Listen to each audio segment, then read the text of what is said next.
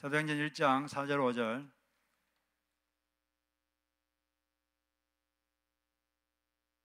같이 읽겠습니다. 시작. 사도와 함께 모이사 그들에게 분부하여 이르시되 예루살렘을 떠나지 말고 내게서 들은 바 아버지께서 약속하신 것을 기다리라. 요한은 물로 침례를 베풀었으나 너희는 몇 날이 못되어 성령으로 침례를 받으리라 하셨느니라. 아멘. 오늘은 성령의 불을 갈망하라, 이런 제목으로 하나님 말씀을 전하겠습니다. 오늘이 한국에서는 어린이날이죠. 어린이날인데 교육 전문가들의 말을 들어보니까 자녀들을 잘 키우려면 이 두 가지의 균형이 필요하다. 이 두 가지를 명심해야 되는데, 첫째는 원칙을 정하고 원칙을 지키도록 하는 것. 두 번째는 자녀가 사랑을 느끼도록 사랑해 주는 것. 이 두 가지가 균형이 필요하다라고 했습니다. 먼저는 원칙을 정하고 그 원칙을 지켜야 돼요. 원칙이 뭡니까? 해서는 안 되는 것, 또 해야 되는 것, 이런 원칙을 정하고, 원칙을 정해가지고 기분에 따라서 오늘은 되고 내일은 안 되고, 아빠는 되는데 엄마는 안 되고, 이런 식으로 되면 그 원칙이 아니죠.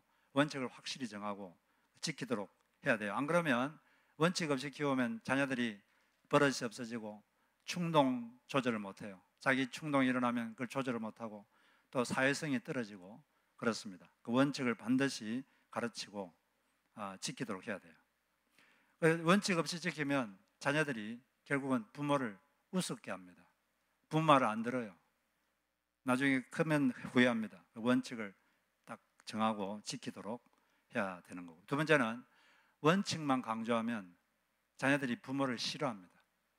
늘 원칙을 강조하고 잔소리하고 그러면 부모를 싫어하게 되겠죠. 그래서 그러지 않도록 자녀가 느낄 수 있도록 사랑해주고, 그 두 가지의 균형이 필요하다, 그렇게 말했는데, 자녀들을 그렇게 잘 키우시고 훌륭한 자녀들로 키우시기를 바랍니다. 그 어린이날 돼 가지고 아이들에게 너희들은 뭘 제일 하고 싶으냐? 그러니까 제 1등이 가족들과 나들이 하는 것, 가족들과 어디 놀러 가는 것, 이걸 제일 하고 싶다, 그렇게 말했습니다. 그럼 부모의 가장 듣고 싶은 말은 뭐냐?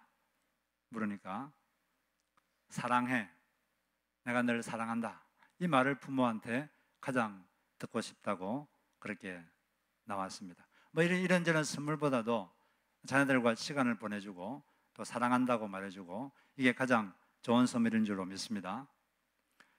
옆에 분에게 사랑합니다 말해주세요. 사랑합니다. 이제 이런 어린이날 되면은 이제 뭐 선물도 사주죠. 한국에서는 레고 선물이 제일 많이 팔린다 그러는데, 선물을 받으면 기분 좋습니다. 근데 선물을 받는 사람은 기분이 좋은데 선물을 마련하는 사람 입장에서는 그 선물을 마련하기 위해서 많은 고생을 해야 됩니다. 무슨 선물을 해야 되나 고민도 해야 되고, 돈도 써야 되고, 사기 위해서 또 어디 가야 되고, 많은 고생이 필요하죠. 이 선약 성경에 보면 하나님께서 사람들에게 두 가지 선물을 주었다, 이렇게 말하고 있습니다. 이 선물을 마련하기 위해서 하나님은 엄청난 고생을 하셨어요. 예수 그리스도께서 이 두 가지 선물을 우리에게 주려고 엄청나게 고생을 했습니다. 받는 입장에서야 감사합니다 하고 받으면 되는데, 우리 예수님은 너무 고생을 하셨죠. 그 두 가지 선물이 뭡니까? 첫째는 영생, 구원받는 거. 영생은 선물로 받는 거죠. 우리 힘으로, 우리 노력으로 하나님의 법을 다 지킬 수 없기 때문에 하나님께서 그걸 선물로 만들어서 우리에게 주셨습니다. 그걸 믿음으로 받아들이면 되죠. 두 번째는 또 선물로 주신 게 성령님을 선물로 주셨어요. 성령님은 구약 때부터 계속 하나님이 내가 이걸 선물로 주겠다, 계속 예언되어 있는 것이었습니다. 그러다가 주신 거죠. 예수님께서 신약 성서에 보면 예수님이 성천하기 직전에 제자들에게 사명을 주셨습니다. 예루살렘과 유대와 사마리아와 땅끝까지 이르러 나의 증인이 되어라. 그렇게 사명을 주셨는데, 이 사명을 주셨다면 이 사명이 되게 중요한 사명이잖아요. 그렇다면 당장 나가서, 지금 바로 뛰어나가서 지금부터 너희들이 보고 들은 것 이걸 전하라, 이렇게 말해야 될 텐데, 예수께서는 그렇게 하지 않고 좀 기다려라. 기다려라 그랬어요. 언제까지?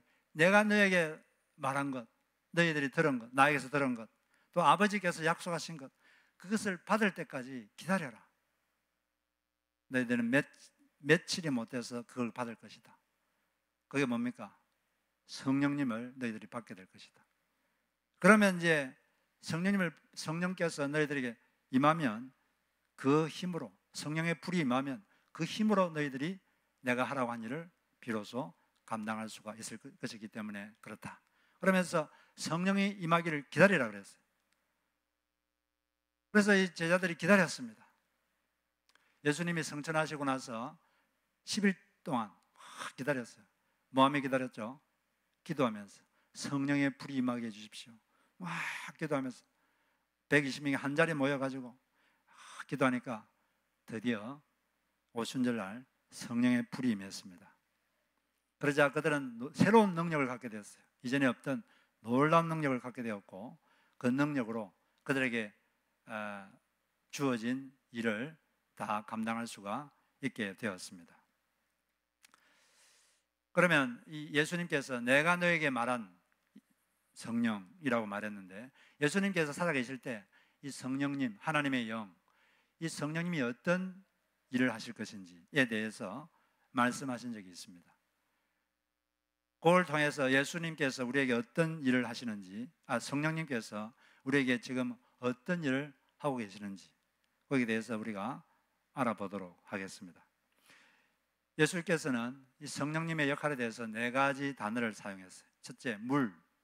두 번째, 생수. 세 번째가 뭡니까? 보혜사. 네 번째는 진리의 영. 다섯 번째는 불. 5가지. 이 5가지로 성령님이 어떤 일을 할 것인지 말씀을 하셨습니다. 이걸 잘 기억하면 우리가 성령님이 어떤 분인지 알 수가 있어요. 첫째로 물, 성령님을 물이라고 말씀하셨어요. 요한복음 3장 5절을 보니까 예수께서 대답하시되 진실로 진실로 내게 이르노니 사람이 물과 성령으로 나지 아니하면 하나님 나라에 들어갈 수가 없느니라. 물과 성령으로 다시 태어나야지 하나님 나라에 들어갈 수 있다 그랬는데, 성령으로 새롭게 태어나야 된다, 이것은 좀 이해가 되는데 물로 태어나야 된다, 이건 무슨 뜻일까요? 어떤 사람은 이 물이 바로 침례 받는 것이다 그렇게 말하는 사람도 있는데, 근데 침례가 구원의 조건은 아니죠. 예수 믿는 사람은 다 침례를 받아야 되는데 그렇다고 해서 침례를 안 받으면 구원 못 받는다, 그건 아니죠. 그래서 이건 그런 뜻이 아니고, 물과 성령, 이거는 물 즉 성령. 헬라어에서는 엔드를 가지고 그 뒤에 성질이 같은 것 2개를 연결하면서 강조할 때가 있습니다. 물과 성령, 이거 2가지 같은 성질을 가진 것을 같이 나란히 표현한 거예요. 그러니까 물의 성질을 가진 성령으로 다시 태어나지 않으면 너희들은 하나님 나라에 들어갈 수가 없다 하는 거죠.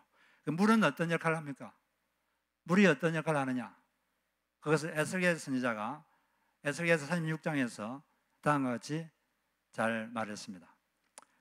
36장 25절을 보면 맑은 물을 너희에게 뿌려서 너희로 정결하게 하되 곧 너희 모든 더러운 것에서와 모든 우상 숭배에서 너희를 정결하게 하리라.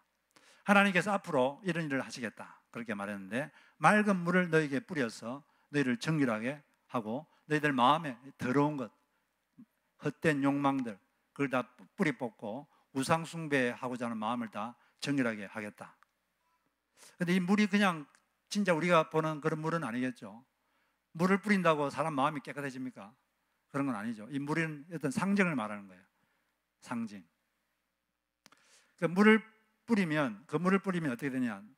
너희들 마음 속에 26절 또 새 영을 너희 속에 두고, 그 물을 뿌리면 너희들이 새 영을 갖게 된다. 또 새 마음을 너희에게 주되, 물을 뿌리면 새 마음을 너희가 갖게 된다. 그래서 너희 육신에서 굳은 마음, 고집스러운 마음, 하나님 말을 안 듣고 자기 뜻대로 하려고 그러고 자기 고집대로 하려고 그러고 자기 욕심대로 하려는 그 마음, 딱딱한 마음, 고집스러운 마음을 제거하고 부드러운 마음, 하나님의 뜻에 앞에서 부드럽게 낭창낭창하게 자기 고집 안 부리고 나 이렇게 순종하는 그런 마음을 줄 것이다. 왜 그러면 이렇게 되느냐? 시 27절에 답이 나와. 내 영을 너희 속에 두게 될 것이기 때문이다. 내 영, 내 영. 하나님의 영이 뭡니까? 성령님. 성령님을 너희에게 내가 줄 텐데 그게 바로 물이다. 이 성령님이 물처럼 물로 이렇게 말한 거죠. 이 성령님이 너희들을 정결하게 할 것이기 때문에, 너희들 마음을 새롭게 할 것이기 때문에 너희들 다시 거듭나게 하고 마음을 새롭게 만들어서 나의 율례를 행하게 하리니 하나님의 말씀을 지킬 수 있도록 해주겠다. 너희가 내 규례를 지켜 행할 수 있도록 그런 능력을 너희들에게 주겠노라. 이런 예언을 하셨습니다. 우리가 하나님 말씀을 지켜야 된다는 마음은 있지만 능력이 없죠.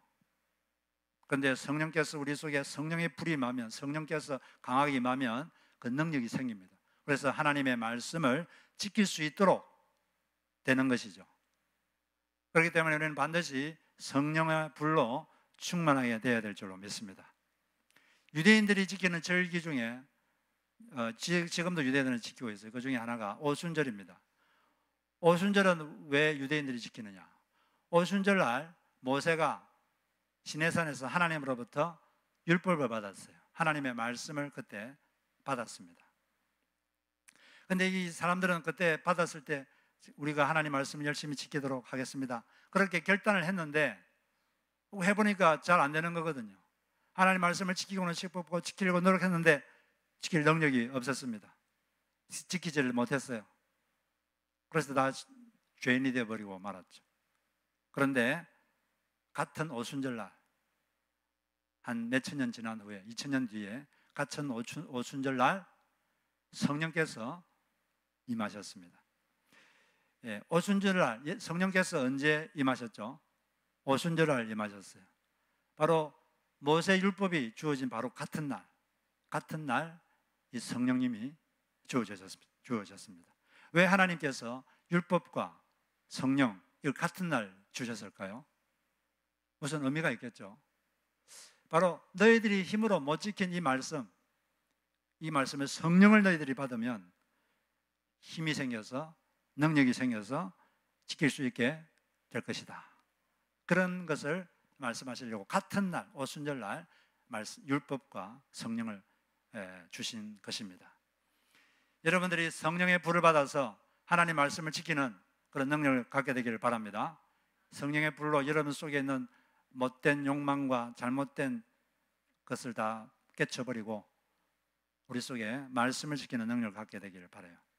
두 번째는 성령님을 생수다 이렇게 표현했습니다. 나를 믿는 자에게는 생수의 강이 흐를 것이다. 그 배에서 생수의 강이 흐를 것이다. 생수가 뭡니까? 생수. 물은 뿌리는 거고 생수는 먹는 거죠. 먹는 것. 갈증 날 때 먹는 겁니다. 그 당시 이스라엘은 아주 건조한 지역이에요. 그래서 물이 아주 귀합니다. 목마를 때 생수를 마시면 얼마나 시원합니까? 근데 이 생수는 진짜 물이 아니고 상징적인 것이죠. 인생의 목마름을 해결해주는 그런 생수.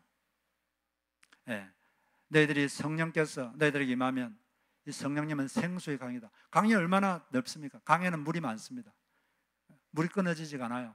그것처럼 이 성령님은 우리 인생의 목마름을 해결해주는 그런 물입니다. 성령님이 여러분에게 임재하시면 마음속에 근심, 걱정, 불안, 허함 또 이런 것들이 사라지고 마음이 편해지는 축복이 임해집니다. 인생이 목마르다 이 말은 마음이 허하고 마음이 불안하고 괴롭고 두렵고 그런 게 꽉 차 있다는 거죠. 그런데 이 사람들을 조사해 보면 돈이 많은 사람이나 지위가 높은 사람이나 그러지 않은 사람이나 종류는 다른데 다 마음이 그래요. 예수 그리스도를 만나지 못하면 이 성령님의 생수를 못 마시면 인간들은 다 겉보기에는 다 괜찮은 것 같은데 다 들어가 보면 마음이 참으로 허하고 불안하고 마음이 평안이 없고 편하지 않습니다. 오직 우리의 인생의 목마름을 해결할 수 있는 것은 성령님인 줄로 믿습니다. 이 성령님보다 생수를 매일 마셔야 돼요. 그래야지 여러분 속에 마음이 편한 복이 임하는 것입니다. 복 중에서 제일 큰 복이 뭡니까? 마음이 편한 복이에요. 그런 마음이 편한 축복이 여러분에게 임하기를 바랍니다. 성령님이 바로 그 생수입니다. 세 번째는 성령님을 보혜사다 이렇게 말했어요. 내가 또 다른 내가 아버지께 구하겠으니 그가 또 다른 보혜사를 너에게 주사 영원토록 너희와 함께 있게 하리라. 보혜사 이 말은 헬라어의 파라크레토스를 번역한 것인데, 이 말은 돕기 위해 와 계시는 분, called to one's aid, 누군가를 돕기 위해서 옆에 와 있는 존재, 그걸 파라크레토스. 이걸 이제 한국말로 보혜사, 보호하다, 은혜를 베풀다. 보호하고 은혜를 베푸는 분, 쉽게 말해서 헬퍼, 돕는 분이죠. 돕는 분. 이 성령님은 여러분 옆에 돕는 분으로 와 계십니다. 여러분을 돕기 위해서 옆에 와 계시는 분, 그분이 바로 성령님이시죠. 근데 하나님께서는 우리를 돕도록 하기 위해서 이 성령님뿐 아니라 또 다른 우리를 돕는 존재가 있는데, 그 누굽니까? 옆에 계신 다른 성도, 여러분 옆에 있는 다른 성도가 여러분을 돕는 자예요. 아담에게는 돕는 자로 누굴 주었죠?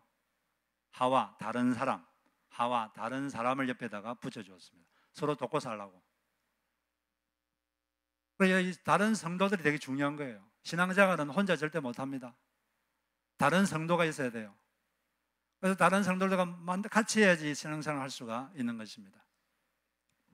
그래서 목장 모임이 참 중요한 것입니다. 목장 모임에서 자기 고민되는 것 이야기하면서 기도 제목 서로 나누고, 자기가 배운 것도 서로 이야기하고, 그렇게 서로 돕고 서로 격려하면서 할 때 이 신앙생활이 잘 되는 것입니다. 하여튼 돕는 자로 다른 성도를 하나님은 주셨어요. 근데 뭐 다른 성도도 돕는 자지만 정말 능력 있는 분은 바로 보혜사 성령님이시죠. 예수님께서 말씀하시기를 내가 아버지께 구하겠으니 그가 또 다른 보혜사를 너에게 주사 영원토록 너희와 함께 있게 하리라 이렇게 말했는데, 여기서 또 다른 보혜사를 그랬잖아요. 또 다른 보혜사, 다른이란 단어에 대한 헬라어가 두 단어가 있는데, 알로스라는 단어가 있고 헤테로스라는 단어가 있어요. 알로스라는 것은 똑같은 종류, 똑같은 성질의 것인데 종류와 성질은 같은데 다른 것. 제가 사과를 먹고 있다가 다른 것 좀 줘. 여기서 다른 알로스라는 단어를 쓰면 다른 사과를 달라는 거예요. 또 종류도 같고 성질도 같은 그 다른 사과를 달라 그 말이고. 그런데 헤테로스라는 것은 성질도 다르고 또 종류도 다르고 그런 겁니다. 그래서 사과 먹다가 야, 헤테로스 과일 좀 가져와. 그러면 다른 과일을 가져와야죠. 딸기를 가져오든지 수박을 가져오든지. 그런데 여기 또 다른 보혜사라는 것은 알로스, 같은 종류, 같은 성질을 가진 보혜사. 예수님도 우리의 보혜사라는 거죠. 예수님도 보혜사인데 똑같은 종류, 똑같은 성질, 똑같은 능력을 가진 그런 보혜사를 너희들에게 내가 보내주겠다. 그러니까 성령님이 계신다는 것은 우리 옆에 예수님이 옆에 계신 것과 똑같은 것입니다. 성령님이, 예수님이 성천하시고 예수님은 몸을 갖고 계시기 때문에 한 공간에 밖에 있을 수가 없어요. 그런데 성령님은 영이기 때문에 모든 사람을 같이 도울 수가 있습니다. 그러니까 예수님이 성천하신 게 훨씬 더 우리에겐 좋은 거죠. 대신에 성령께서 동시에 모든 공간에 있을 수 있는 그분이 우리를 돕고 계시니까 우리에게 훨씬 더 좋은 것입니다. 그래서 성령께서 우리를 돕기 위해서 늘 옆에 와 계시는 거예요. 그걸 항상 우리가 여러분 기억하셔야 됩니다. 항상 성령께서 내 옆에 계시는구나. 그렇다면 가끔씩 그분께 인사를 드려야 되지 않겠습니까? 옆에 계신 우리 성령님께 인사드리세요. 안녕하십니까? 인사하세요. 안녕하십니까? 옆에 사람하게 하지 말고 옆에 계신 성령님께 인사하시라니까. 네. 그리고 아침에 일어나면 누구한테 먼저 인사드려야 될까요? 네? 네. 안녕하십니까 성령님 이렇게 인사하시고 하루를 시작하시기 바랍니다. 왜냐하면 돕기 위해서 옆에 와 계시는 분, 그분이 성령님, 보혜사. 할렐루야. 그걸 믿으면 체험하는 거예요. 안 믿으면 경험을 못해요. 믿고 그렇게 막 주장하고 그러면 여러분이 체험을 합니다. 그래서 보혜사 성령님이 여러분 옆에 계십니다. 그리고 또 네 번째는 예수님은 성령님을 진리의 영이다. 진리의 영 성령께서 오시면 너에게 모든 것을 가르쳐 줄 것이다. 그 성령님이 여러분에게 일을 하지 않으면 그 사람은 진리를 알지도 못하고 깨닫지도 못하고 믿지를 못해요. 하나님이 계신다, 살아계신다. 이게 진리입니까? 비진리입니까? 이게 진리거든요. 이 진리인데 많은 사람들이 이걸 믿지를 않아요. 미국 사람들, 특히 좀 미국, 유럽 이렇게 좀 소위 말해서 똑똑하다는 인간들이 이 진리를 모릅니다. 그리고 갈수록 무신론자들이 자꾸 늘어나고 있어요. 근데 이런 진리는 성령님이 그 사람에게 임해서 가르쳐 줘야 돼요. 그래야지 이게 믿어집니다. 안 그러면 안 믿어져요. 이 분명히 사실인데도 안 믿어지는 거죠. 그리고 2000년 전에 십자가에서 죽으신 예수 그리스도, 그분이 나 때문에 십자가에 죽어 돌아가셨다. 그렇기 때문에 그분이 나의 구원자다. 이것도 진리인데 성령께서 그 사람에게 이걸 안 가르치면, 깨닫게 안 해주면 이게 안 믿어집니다. 맨날 목사님이 그렇게 말하니까 그런가 보다 하지만 믿어지지는 않아요. 믿어지지가 않는 거죠. 근데 그걸 믿어지려면 이 성령께서 그 사람 속에 일을 해야 돼요. 그러면 갑자기 마음 문이 확 열리고 영안이 열리면서 깨달아지고 믿어지는 것입니다. 그게 필요하죠. 그러려면, 그렇기 때문에 계속 성령님 제게 임해 주십시오. 성령의 불을 내려주셔서 깨닫게 해달라고 기도해야 돼요. 미국에 어떤 S.D. 고어던이라는 목사님이 계신데 이분이 연방 하원 의원과 면담했던 그 이야기를 제가 그래서 읽었습니다. 이 하원 의원은 하나님의 존재를 철저히 부정하는 발언을 자주 했던 그런 무신론자였습니다. 공개적으로 막 그렇게 말하고 기독교를 공격하고, 어느 날 이 사람이 이제 연방 하원 의원 의사당에서 다른 의원들이 토론하는 걸 듣고 있었어요. 듣고 있는데 갑자기 마음속에 하나님이라는 분이 저 위에서 나를 지켜보고 계신다.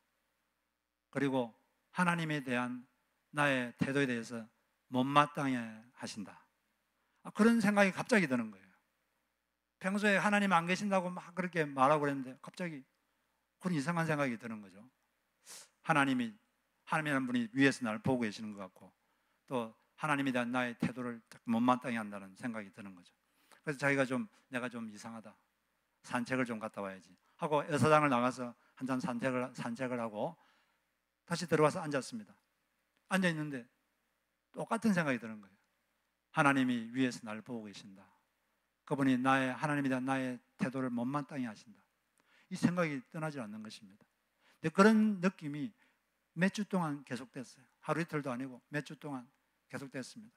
그러다가 이제 고향에 올 일이 있어서 고향에 왔는데, 하원 의원들은 왔다 갔다 하죠. 고향과 거기를. 아내가 이렇게 말하는 거예요. 제가 제 친구하고 둘이서 미시시피 강둑에서 당신을 위해서 지금 기도하고 있습니다. 당신이 예수를 믿도록. 그래서 언제부터 기도했냐 그러니까 날짜를 말하는데 깜짝 놀랐어요. 의사당에서 자기가 이상한 느낌을 들었던 바로 그 날이었습니다. 그걸 자기가 경험하면서 3,000km 밖에서 두 여자가 미시시피 강가에서 기도했는데 거기 나한테 이 효력이 있구나. 그러면서 하나님이라는 존재에 대한 그런 증거를 그가 알게 되었습니다. 그래서 다음날 주일이었는데 다음날 예배당에 가가지고 예배를 마치고 결단의 시간에 그는 앞으로 나가서 자신의 그 완강한 뜻을 주님 앞에 굴복시키고 예수님을 마음에 자기 주인으로 받아들이고 예수를 구원받게 되었습니다. 할렐루야. 그 사람이 어떻게 그렇게 된 거죠? 진리의 영이신 성령께서 그 사람 마음을 열어줬기 때문에 갑자기 그런 생각이 든 거고 진리를 깨닫게 된 거죠. 그런데 성령께서 왜 그런 일을 했습니까? 두 여인이 3,000km 밖에서 자기 남편이 예수를 믿도록 이 진리를 알도록 기도를 하니까 그 기도를 들으시고 성령의 불이 그 하원에게 임한 줄로 믿습니다. 그리고 또 신약 성서에 보면 성령님을 불로 말합니다. 불. 누가복음 3장 16절 보면 이거는 예수님이 한 이야기가 아니고 침례 요한이 한 이야기인데, 나는 물로 너희들에게 침례를 주지만 나 뒤에 오시는 분은 불과 성령으로 너희들에게 침례를 줄 것이다.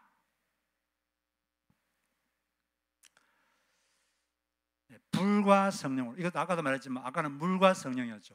물과 같은 성질을 가진 성령님으로 너희들이 거듭나야 하늘나라 들어간다. 이건 불과 성령으로 침례받는다. 이거는 불과 같은 성질을 가진 성령께서 너희들이 침례할 것이다. 침례하다는 게 뭔 뜻입니까? 뵙티죠. 푹 잠그다. 물에 훅 잠그는 거죠. 그것처럼 성령께 사로잡힐 것이다. 한번 하나님의 영이 너희들을 사로잡을 것이다. 그런 역사가 일어날 것이다. 그렇게 말했는데, 이 불은 무엇은 어떤 걸 의미합니까? 성경에서 불은 크게 두 가지 뜻이 있는데, 첫째는 이 연단의 도구예요. 연단의 도구. 말라기 3장 2절을 보면 메시아에 대한 예언이 나오는데, 그가 메시아가 임하는 날을 누가 능히 당하며 그가 나타나는 때에 누가 능히 쓰리요. 그는 금을 연단하는 자의 불과 표백하는 자의 잿물과 같을 것이라. 메시아가 올 것인데, 이 메시아는 어떤 분이냐? 금을 연단하는 자의 불과 같다.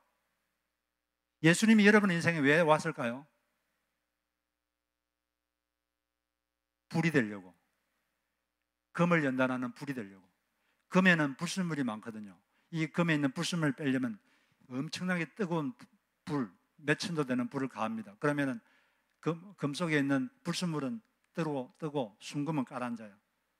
그런 과정을 거치면 이 금이 순수해지는 거죠. 예수께서 우리에게 왜 오셨느냐? 메시아가 왜 오셨느냐? 우리 속에 있는 잘못된 헛된 욕망, 더러움, 이런 것들을 제거하려고 오셨습니다. 우리 인생에 왜 이렇게 연단의 시간이 있느냐? 바로 여러분 속에 있는, 저와 여러분 속에 있는 이 불순물, 이 욕망, 이 자아, 이런 것들을 깨뜨리려고 그런 연단의 시간을 갖게 하는 것입니다. 여러분들도 아시겠지만 저도 그렇지만 우리 마음에 있는 불순물, 욕망, 자아, 강한 자아, 이런 것들이 쉽게 없어지질 않아요. 여러분 한두 번 결심한다고 됩니까?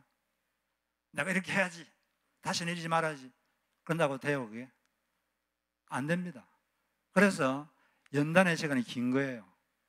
어떤 사람들은 뭐 이렇게 하나님 나한테 연단을 이렇게 길게 하시냐 그러는데, 그렇게 할 게 아니고 우리가 얼마나 고집스러운 존재인지 그걸 한번 생각해 봐야 돼요.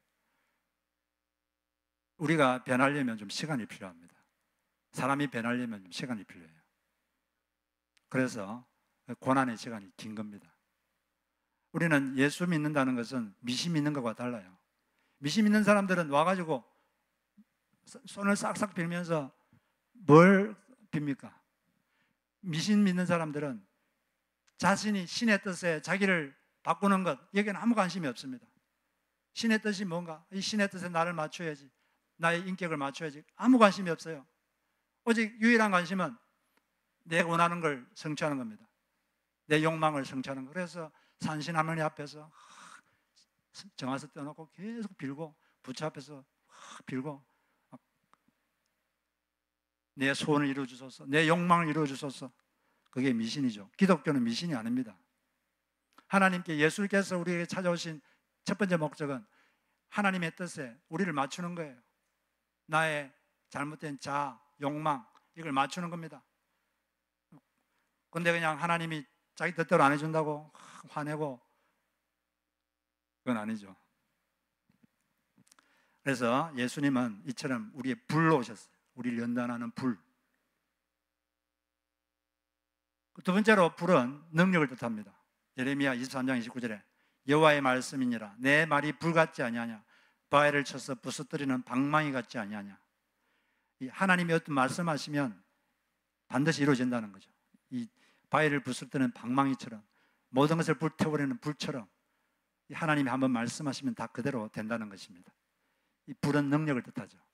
그래서 성령이 임하면, 이 성령께서 우리에게 오시면 우리에게 새로운 능력이 생깁니다. 전에 없었던 능력이 생겨요. 오순절 예수님께서 너희들이 예루살렘을 떠나지 말고 내가 약속한, 하나님이 약속한 그걸 기다려라. 며칠이 못 돼서 이 성령에 사로잡힐 것이다. 그래서 그들은 기다렸습니다. 기도하면서 120명이 다락방에 모여서 성령의 불을 내려달라고 기도하니까 예수님이 승천하신 다음에 그 말 한 다음에 10일 후에 오순절날 확 성령님이 임했죠. 그 모습을 이렇게 말하고 있습니다. 홀연히 갑자기 하늘로부터 급하고 강한 바람 같은 소리가 있었다. 슉 하는 소리가 들렸어요. 그러면서 온 집에 그런 소리가 가득했습니다. 슉 하는 소리가 들리고, 그 다음에 불의 혀처럼 갈라지는 것들이, 혀처럼 생긴 혀처럼 생긴 불이 각 사람 위에 이렇게 임했어요. 혀처럼 생긴 불이 한 120명 위에 다 임했습니다. 이렇게 불이 다 임한 거예요. 그러면서 그들이 다 성령의 충만함을 받고 성령의 말하게 하심을 따라 다른 언어들로 말하기를 시작하니라. 그때 성령의 불이 임하니까 갑자기 이상한 능력이 생겼는데, 그때 오순절 날은 유대인들이 축제이기 때문에 전 세계에서 유대인들이 몰려왔어요. 그 사람들은 언어가 다 다릅니다. 언어가 다 달라요. 그 히브리어 말하면 알아듣지를 못해요. 근데 성령의 불을 받은 그들이 갑자기 외국어를 하기 시작한 겁니다. 전혀 해본 적이 없는 말로 하나님의 크심, 하나님이 얼마나 큰 일을 했는가, 그걸 막 말하는 거예요. 그러니까 전 세계에서 온 다른 언어를 가진 사람들이 다 자기 나라 말로, 자기 나라 언어로 하나님이 얼마나 큰 일을 했는지를 다 알아들었습니다. 이건 그런 거죠. 제가 중국어를 전혀 못하는데 갑자기 성령님이 임하니까 제가 유창하게 중국말을 하는 거죠. 중국말로 예수께서 무슨 일을 하셨고 또 성령 부활하셨고 이런 걸 쫙 말하는 거죠. 이런 능력이 그들에게 갑자기 생겼습니다. 지금도 이런 일이 생겨요. 선교지에 가면 어떤 사람이 선교지의 말을 전혀 모르는데 갑자기 성령께서 그 사람의 혀를 잡으면 그 나라 말로 유창한 말이 그냥 나오면서 그 말로 그 사람에게 전도를 하는 거죠. 그런 일이 지금도 많이 생기죠. 그리고 이제 여기는 이런 거고, 또 성령님이 임하시면 또 다른 능력들이 많이 생깁니다. 그 뒤로 제자들이 사람들에게 기도해 주면 그들이 가지고 있던 질병이 나았습니다. 그리고 악령들이 자꾸 떠나가고, 그리고 방언도 하고, 방언은 영의 기도죠. 영으로 하나님께 말하는 것인데, 여러분들이 방언의 기도를 많이 하면 영역이 강해집니다. 방언 기도를 자꾸 하면 영역이 강해지고 또 새로운 능력이 자꾸 생겨요. 여러분들이 기도를 많이 하셔야 돼요. 기도를 해야지 이런 성령이 임하지, 기도를 하지 않으면 성령의 불은 임하지 않습니다. 이 사람들이 이 성령의 불이 임하도록 간절히 모여서 기도하니까 성령의 불이 임했고, 그들은 그 불이 주는 뜨거움으로 예수님을 전하고 놀라운 일을 이루었습니다. 그때는 실제로 눈에 보이는 불이 임했지만 그건 그렇게 일반적인 현상은 아니고, 지금도 우리에게 성령님이 임하시면 영적인 불이 임합니다. 영적인 눈이 열린 사람은 그걸 보게 되죠. 어떤 분이 3년 동안 하나님 제 영안을 좀 열어주셔서 영적 세계를 좀 보게 해달라고 기도했더니 영안이 열렸대요. 보니까 각 사람들마다 이 불이 있는데 이 불의 크기가 달라요. 어떤 사람들은 촛불, 금방 꺼질 것 같은 촛불이 있는 사람이 있는가 하면, 어떤 사람에게는 불기둥, 엄청난 불기둥이 있어서 강력한 영역을 가지고 있는 사람도 있고, 이 예배를 드리면 성령님의 불이 여러분에게 임합니다. 우리에게는 안 보이지만 영적인 세계에서 불이 되어 임해요. 이 예배는 항상 그런 불이 임합니다. 근데 이걸 알고 자꾸 예배를 드려야 돼요. 예배를 많이 드릴수록 좋은 거예요. 주일도 드리고 금요일도 드리고 새벽에도 드리고, 안 그러면 자꾸 영적인 불이 꺼집니다. 여러분, 영적인 불이 가만히 처음에 붙었다고 계속 있는 게 아니에요. 예배 안 드리고 찬양도 안 드리고 기도도 안 하고 그러면 다 꺼져버려요. 그러면 안 믿는 사람이랑 똑같습니다. 똑같이 걱정하고 똑같은 욕심을 가지고 살고 남들보다 조금 더 착하게 사는 거, 이게 신앙생활에 잘하는 게 아니죠. 신앙생활 잘하는 것은 이 성령의 불이 임해서 자아가 죽고 우리를 통해서 예수가 드러나는 것입니다. 예수님의 성품이 드러나고 예수의 능력이 우리를 드러나서 주변 사람들에게 예수로 그 사람들을 해방시켜주고, 이런 이 성령의 불이 우리에게 필요한 것입니다. 그러려면 기도를 해야 돼요. 기도를. 금요 기도회는 기도하기 참 좋은 시간입니다. 여러분 집에 있으면 뭐합니까? 아무것도 안 하잖아요. 영적인 활동을 집에서 하기는 되게 어려워요. 저도 알지만 집에서 기도하는 건 정말 힘듭니다. 집에서 찬송하는 것도 되게 힘들어요. 제일 좋은 것은 교회입니다. 교회. 그것도 같이 모여 있는 곳. 모여 있으면 기도도 잘 되고 찬양도 잘 되고, 그래야지 성령의 불을 받는데, 이런 이유 저런 핑계로 이래서 안 되고 저래서 안 되고 그러면 여러분은 자꾸 여러분 속에 있는 이 성령의 불은 꺼집니다. 꺼지고 힘이 없어지고 악령들의 이 밥이 돼요. 밥.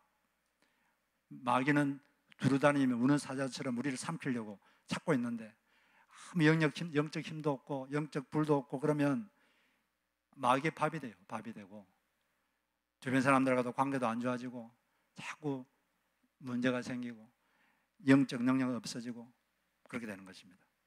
우리가 좀 더 기도해서 여러분 성령의 불을 받으시기를 바랍니다. 성령의 불이 임하면 우리 몸도 바뀌고 마음도 바뀌고 환경도 바뀌어요.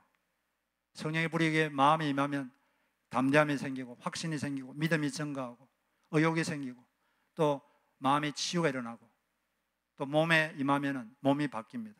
몸이 건강해지고 환경도 바뀌어요. 환경에 맡겼던 환경이 뚫어지고, 그리고 여러분이 하나님의 일을 할 수 있도록 하나님이 길을 열어주시고 그런 환경의 역사가 일어나는 것입니다. 성령님은 기도할 때 임하는 거예요. 기도하지 않으면 성령의 불은 임하지 않습니다. 있던 것도 다 없어져요. 내가 옛날에 왕년에 내가 대단했다, 아무 중요한 거 아닙니다. 왕년에 대단해도 오늘 기도하지 않으면 끝장이에요. 다 그냥 마귀 밥이에요. 악령의 도구입니다. 조금 화나면 막 남들하고 싸우고 갈등이 나고, 조금 문제 생기면 걱정, 근심, 염려, 두려움, 욕망이 올라오면 그 컨트롤을 못하고 그 욕망대로 살아서 마귀의 밥이 되고 악령들의 밥이 되고 악령의 도구가 되는 거죠. 기도해서 성령의 불을 받으시기를 바랍니다. 좀 더 기도를 많이 하세요. 예수 믿는 사람은 적어도 하루에 1시간은 기도해야 돼요. 그리고 방언할 수 있는 사람은 적어도 하루에 1시간 방언을 하세요. 방언 기도는 아주 강력한 기도입니다. 영의 기도예요. 한국말로도 기도해야 되지만 영으로 기도하면 여러분 영적인 파워가 강해집니다. 그래서 기도해서 성령의 불을 받으시고 그 불로 승리하는 여러분 되시기를 주의 이름으로 축복합니다. 우리 같이 찬양을 하겠습니다.